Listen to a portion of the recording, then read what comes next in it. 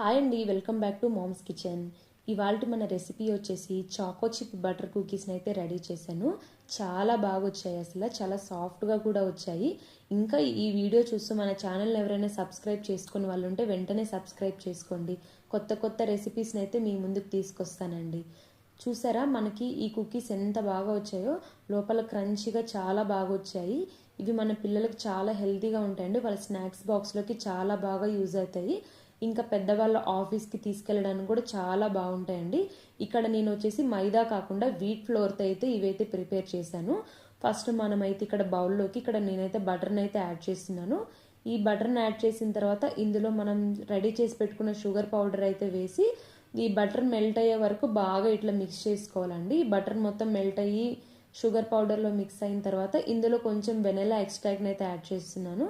Vanilla extract add చేసిన తర్వాత ఇది మొత్తాన్ని ఒకసారి ఇలా కలిపేసుకోండి.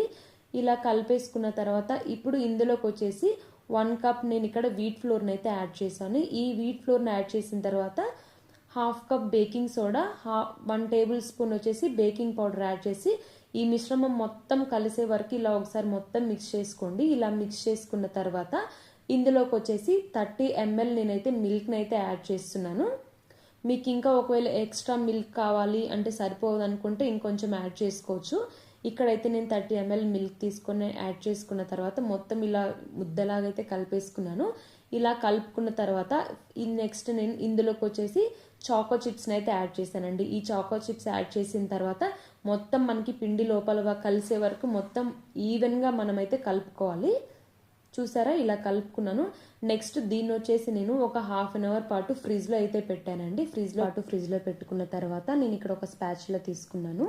ఈ స్పాచులా వచ్చేసి నేను కుకీస్ మొత్తం ఒకే సైజులో ఉండడం కోసమని దీన్ని అయితే యూజ్ చేస్తున్నానండి.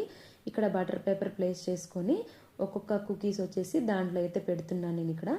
చూసారా, ఇలా ఒక్కొక్క స్కూప్ తీసుకుంటూ సేమ్ అన్ని ఈక్వల్ సైజ్ వచ్చేలాగా మనం ఈ కుకీస్ని అయితే ఈ బటర్ పేపర్ మీద ప్లేస్ చేసుకుందాం. చూసారండి, మొత్తం అయితే నేను బటర్ పేపర్ మీద ప్లేస్ చేసేసాను. నాకు ఈ బటర్ పేపర్ మొత్తం ఫిల్ అయిపోయింది. నెక్స్ట్ నేను ఇక్కడ ఇంకొకటి అయితే తీసుకున్నాను. ఇంకొకటి కూడా సేమ్ ఇలాగే ఒక్కొక్క స్కూప్ తీసుకొని మిగతావన్నీ కూడా ఇట్లా ఈక్వల్గా అయితే పెట్టేశానండి. చూసారా, ఇలా పెట్టేసిన తర్వాత 2 ట్రేస్ ఉన్నాయి కదా. నెక్స్ట్ ఇక్కడ వచ్చేసి నేను ఎయిర్ ఫ్రైయర్లో పెడుతున్నానండి. ఈ ఎయిర్ ఫ్రైయర్లో ఆల్రెడీ నేను ఇది ముందే ప్రీహీట్ చేసి పెట్టాను. ప్రీహీట్ చేసి పెట్టిన తర్వాత ఫస్ట్ ఒక ట్రే కింద పెడుతున్నాను, దానిపైన ఇంకొక ట్రే అయితే పెడుతున్నానండి. ఇలా పెట్టేసుకున్న తర్వాత మనం డోర్ క్లోజ్ చేసేసుకొని 160 degreesలో మనం ఇది వచ్చేసి ఒక 17 to 18 minutes అయితే సరిపోతుందండి.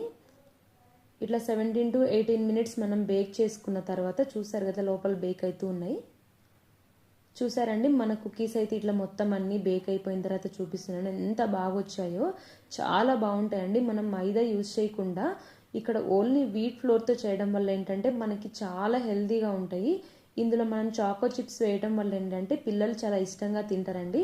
మనకైతే వెనిలా ఎక్స్ట్రాక్ట్ యాడ్ చేయడం వల్ల ఆ ఫ్లేవర్ అయితే చాలా అంటే చాలా బాగుందండి. తింటుంటే ఇట్లా నోట్లో వేసుకుంటే అలా కరిగిపోయేలాగైతే మనకైతే ఈ కుకీస్ అయితే రెడీ అయ్యాయండి.